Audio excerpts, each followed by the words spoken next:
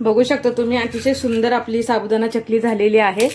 एकदम कुरकुरीत झालेले आहेत, खुशखुशीत झालेले आहेत। हाय हॅलो नमस्कार, स्नेहाज पाकविधीमध्ये आपल्या सगळ्यांचे स्वागत आहे। आपण वाळवणाच्या रेसिपी बघत आहोत, तर आपली वाळवणाची ही तिसरी रेसिपी असणार आहे।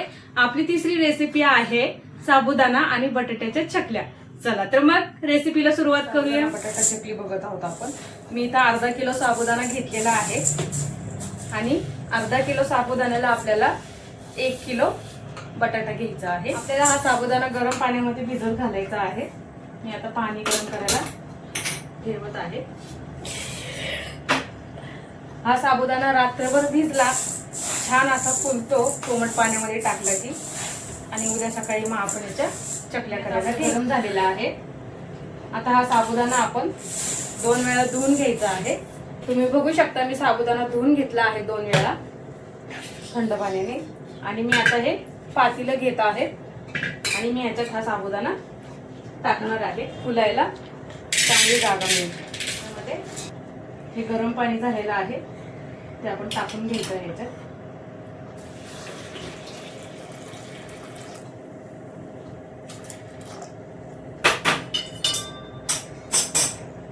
बघू शकता तुम्ही मी इतपत पाणी ठेवलेलं आहे साबुदाण्यामध्ये। आपल्याला खिचडीला भिजवतो तसं साबुदाणा नाही भिजवायचा, आपल्याला थोडासा मऊसर जास्तच भिजवायचा आहे, जेणेकरून चकली आपली छान होईल, खुसखुशीत होईल। बघू शकता तुम्ही एवढं। आपण काल रात्री हा साबुदाणा आपण भिजत घातलेला कोमट पाण्यामध्ये, तुम्ही बघू शकता आता हा चांगला भिजलेला आहे आणि आपल्याला असाच जास्त भिजलेला पाहिजे, जेणेकरून आपली चकली खुसखुशीत होईल। तुम्ही जास्त खिचडीला भिजवता तसा साबुदाणा भिजवला तर चकल्या पण आपल्या कडक होण्याची शक्यता आहे। तर बघा हा अर्धा किलो साबुदाणा आपण भिजत घातलेला रात्री। हे आहे बटाटे, हे आपण 1 किलो घेतलेले आहेत आणि त्याच्यासाठी आपल्याला लागणार आहे मीठ, लाल मिरची पावडर घेतलेला आहे मी 1 चमचा, बेडगी मिरची पावडर आहे हा 1 मोठा चमचा घेतलेला आहे। चला तर मग आता आपल्याला बटाटे जे आहेत ते आपल्याला बटाटे हे खिसून घ्यायचे आहेत, जेणेकरून आपण जेव्हा चकली पाडू तेव्हा ते अडकणार नाही किंवा गाठी त्याच्या होणार नाही। जर तुम्ही बटाटा फोडून घेतला तर चकली करताना त्रास होऊ शकतो, सोऱ्यामध्ये त्या गाठी बटाट्याच्या येऊ शकतात। त्याच्यामुळे आपल्याला हा सगळा बटाटा खिसून घ्यायचा आहे, खिसूनच घ्यायचा आहे। जर बटाटा तुम्ही कुस करून घेतला तर त्याच्या गाठी राहू शकतात आणि त्या चकली पाडताना आपल्याला त्रास होऊ शकतो। तुम्ही बघू शकता साबुदाणा आपला कसा भिजलेला आहे।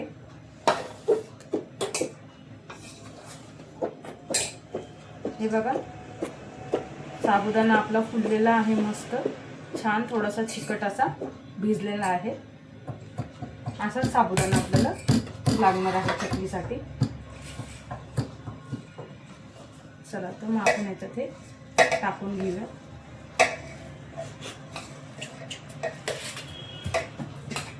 आता आपण याच्यामध्ये लाल मिरची पावडर टाकणार आहोत। कलरसाठी आपण बेडगी मिरची वापरत आहोत थोडी, आणि मी लाल मिरची पावडरचा कमीच वापर केलेला आहे, कारण मुलांनाही आवडतं। मग जास्त तिखट केलं की त्यांना खाता येत नाही, म्हणून मी कमीच तिखट वापरलेलं आहे याच्यात।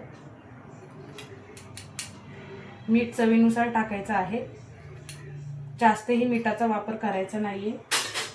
आपलं वाळवणाचा पदार्थ जेव्हा वाळतात, वाळल्यानंतर ना आपण तळतो तेव्हा त्याच्यातलं मिठाची तीव्रता जाणवते, त्यामुळे मीठ थोडं जपूनच टाकायचं।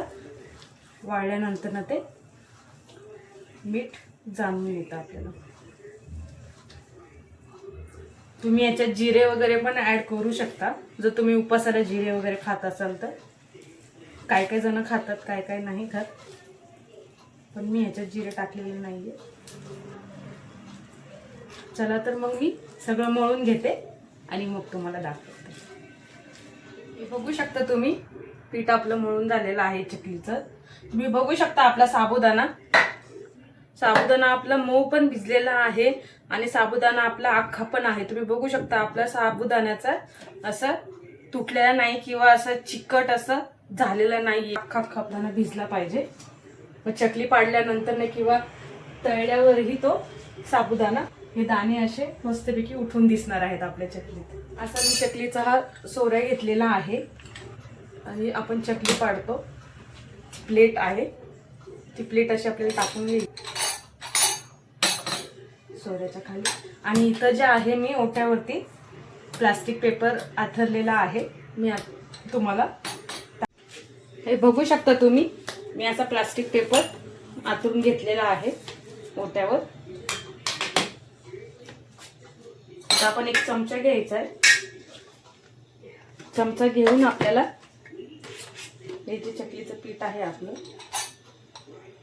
ते आपण असं सोऱ्यामध्ये टाकायचं आहे. चिकट आहे, हात भरणार आहे, हाताने नाही करायचं. आपण चमच्याचा वापर इथं करूया. बघू शकता मी असं भरून घेतलेलं आहे.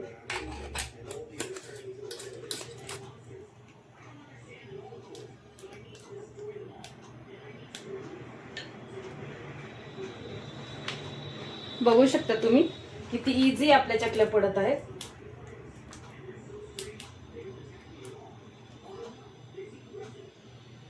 हे बघा,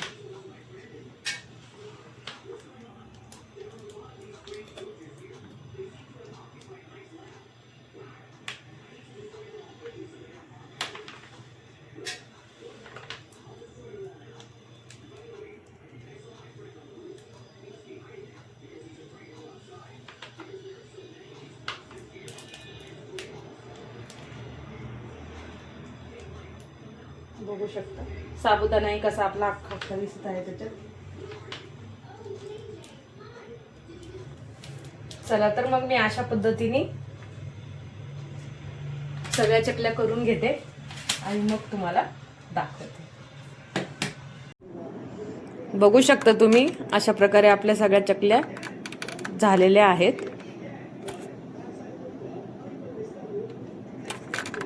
अतिशय सोपी रेसिपी आहे, नक्की ट्राय करून बघा.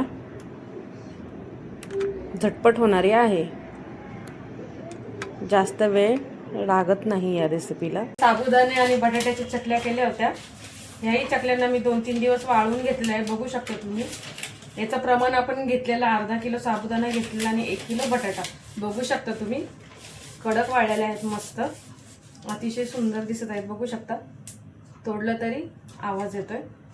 चला तर मग आपण आता या चकल्यांना तळून बघूया. तेल तापलं की मग आपण ह्या साबुदाणा चकली तळून बघणार आहोत. तेल तापलेलं आहे चांगलं. आता मी साबुदाणा चकली टाकत आहे.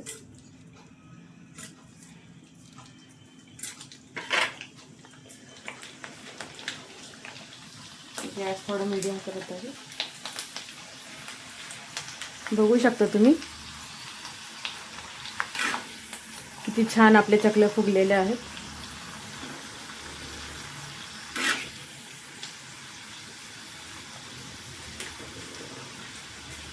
अतिशय सुंदर दिसत आहे आणि खायलाही तेवढंच टेस्टी लागतं त्या चकल्या.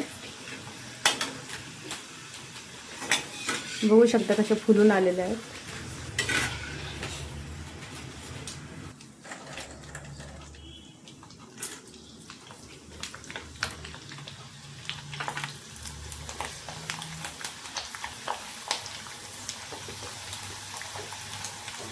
बघू शकता साबुदाण्याचा एक एक दाणा पण आपला कसा फुललेला आहे. याचा अर्थ आपला साबुदाणाही खूप छान भिजलेला होता आणि दिसायलाही किती सुंदर दिसते बघा.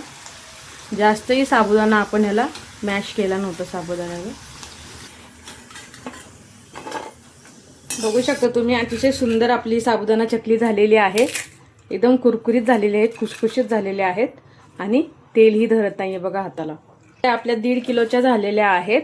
रेसिपी आवडली असेल तर लाईक करा, शेअर करा, सबस्क्राईब करा. भेटूया पुन्हा एका नवीन रेसिपी सोबत स्नेहाच पाक विधीला.